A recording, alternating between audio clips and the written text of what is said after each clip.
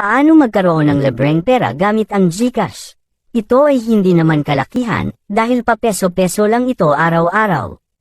Pero pwede mo ito ipunin, para pag medyo malaki na ng konti, pwede mo na pambili ng load. Kaya kung interesado kang malaman kung paano gawin, buksan ang GCash application. Pag nandito ka na sa dashboard ng GCash mo, pindutin mo itong A+ Rewards. Pag nandito ka na, pindutin mo itong Check-in. Pindutin mo ang View Details. Slide mo lang itong Swipe to Display Code. Pindutin ang Redeem Now. Pindutin mo ang Claim. Pindutin mo lang itong nasa dulo. Pindutin mo na ang Claim Now.